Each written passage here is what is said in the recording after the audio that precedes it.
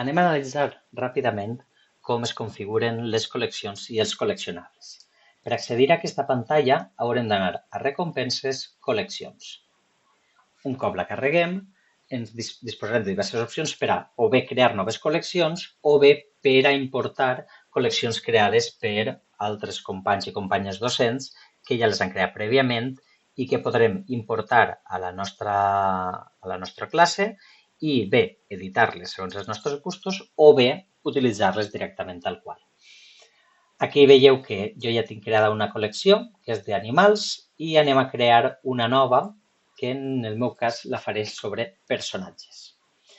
Configurarem quines són les recompenses cada cop que la col·lecció s'ha completat.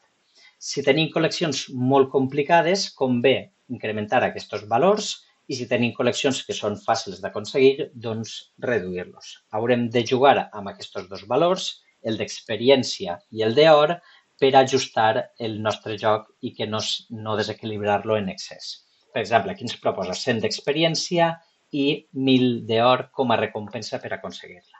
Tot dependrà de la quantitat de col·leccionables que tingui disponible la col·lecció i també del tipus de col·leccionables que disposa, de si són més fàcils o més difícils d'aconseguir. Seguidament configurarem quants cops es pot completar una col·lecció. Per defecte ve un, és a dir, que un cop han completat una col·lecció ja no podran tornar a jugar en aquesta, o bé podem fer una infinita que puguin anar jugant durant tot el curs, bé sigui, per exemple, per a repassar un tema en concret en el que han d'anar aconseguint els col·leccionables i així van repassant els conceptes, o bé definir la que nosaltres considerem. 2 cops, 3 cops, el que nosaltres considerem. Els col·leccionables es poden comprar a través de paquets de col·leccionables i aquí direm quants col·leccionables van cada cop que compren un paquet.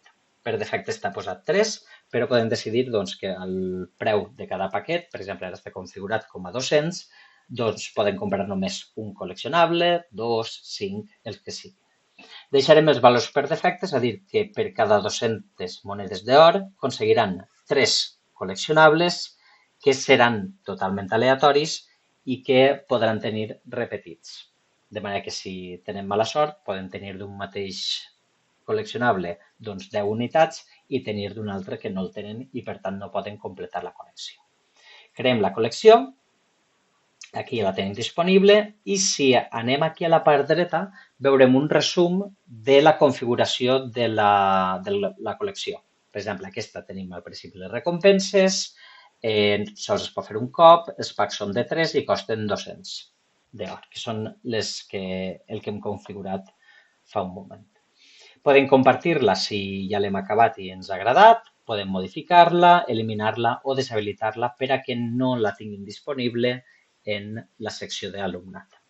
Anem a entrar a personatges i aquí crearem els col·leccionables. Només tenim un botó, anem a crear un primer, i un col·leccionable té una imatge, un nom i un tipus. Anem a seleccionar la imatge, per exemple, anem a crear el col·leccionable de Tesla. Aquí podem, amb la roda del ratolí, canviar el zoom i adequar-lo a la meitat on ens agradi. Posem el nom i seleccionem el tipus. El tipus definirà la probabilitat de que surti. De més probable a menys tindríem de terra, vent, aigua i foc.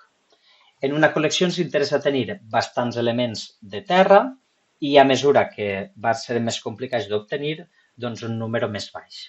No obstant això, passa com en les cartes i podrem configurar la freqüència en la que apareixen uns col·leccionables d'un tipus o un altre i fins i tot podríem fer que n'hi hagués un 25% de probabilitat en cadascun dels tipus de col·leccionable.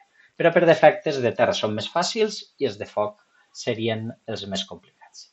Anem a crear a Tesla com a de terra, és a dir, que la probabilitat d'aparèixer seria molt alta.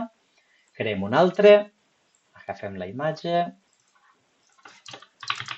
per exemple, anem a fer a Marie Curie i canviem el zoom, l'adequem i en aquest cas, per exemple, anem a fer-la de vent.